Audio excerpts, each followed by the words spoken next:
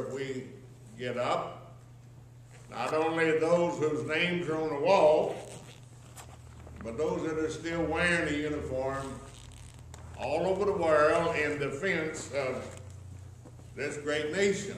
Now, we have political differences and political problems, but they're all biblical, and it sounds like from the meetings that our president just returned from that the world is collapsing. The economy of the world, according to the richest nations on the face of the earth, is collapsing. America, the economy is changing in a great way. The obituary this week, a friend of mine that we preached for in Washington, D.C., John Mears, passed away after being in the ministry since 1954, did a great work there in Washington, D.C. And we all know that we're coming to an end. The world is coming to an end. Well, what does that mean? I had people to tell me this week that the church is failing, the church is collapsing. Dr. Robert Schuller, they sold the Crystal Cathedral this week for $50 million because it was in bankruptcy and there wasn't any way that they could buy their way out. The mega churches across America are hurting drastically and can't pay their bills with so many. And they talk about how that the church is failing. And the gentleman in Oakland that predicted that the so-called oblivious rapture was going to take place, and it didn't happen. You think that people would say, well, wait just a minute. He called his daughter and he said, I miscalculated. It wasn't a physical rapture that took place, that Jesus actually came in spirit form. Well, Pastor Taze Russell, the founder of the Jehovah's Witness movement, said that he came back to earth in 1916. So they started to build the Kingdom of Hall and have built them all over the world. There's many different beliefs and understandings, and people today are mocking the truth of God's Word and saying, where is His coming? Where He delayeth His coming? And they said that the church is failing and that everything looks dark and black and bleak. And whenever we are asked a question, and I am asked the question quite often, what church do you belong to? And I can gladly declare that I belong to the only true church. And they blink their eyes and they get to, what in the world are you talking about? You believe that you're the only one that is right? No, I'm just as wrong as you are. But I heard the one that is right. Matthew 16, 12 to 20. Let's look and see what the book declares about what we believe in and why that we believe it.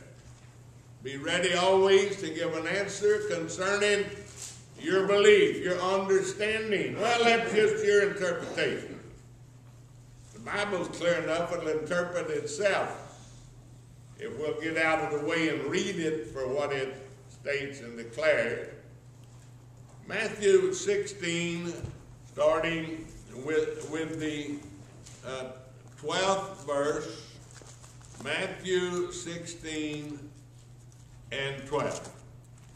Then stood, they howled that he bade them not beware of the leaven of bread, but the doctrine of the Pharisees and of the Sadducees. And now he said here to his disciples, he's talking about leaven.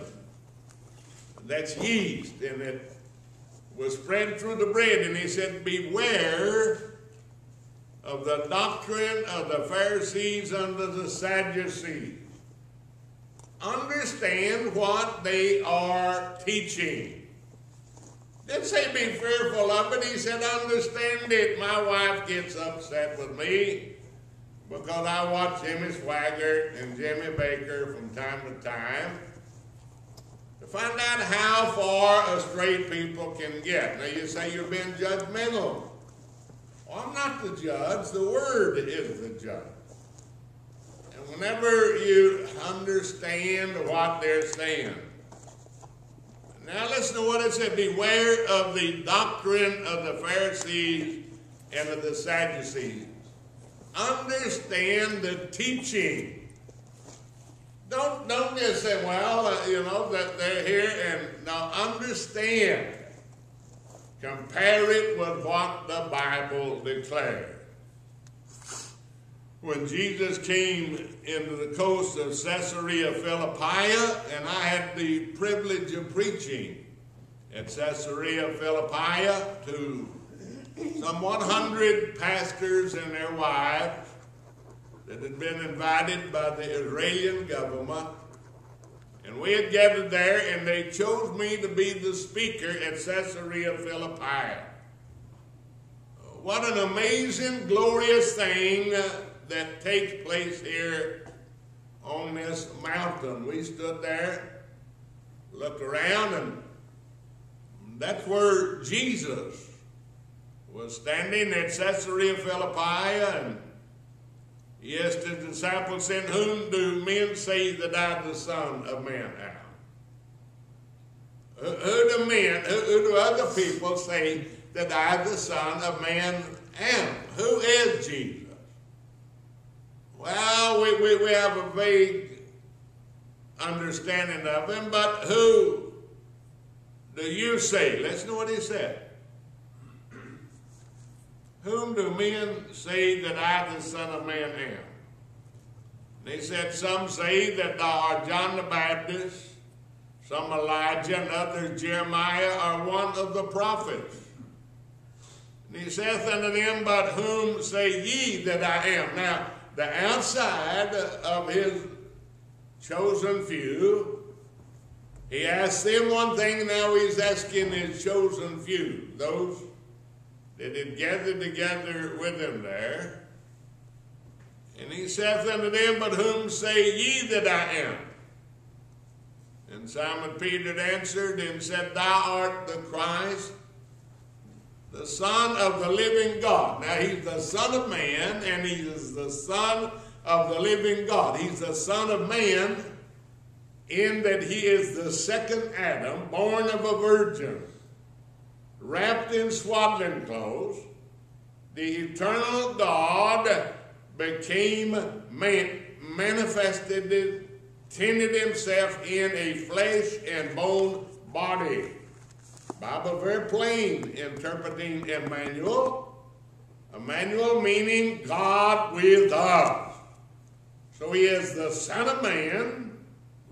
And Peter said, thou art the Christ, the anointed of God, the promised deliverer, the Son of the living God.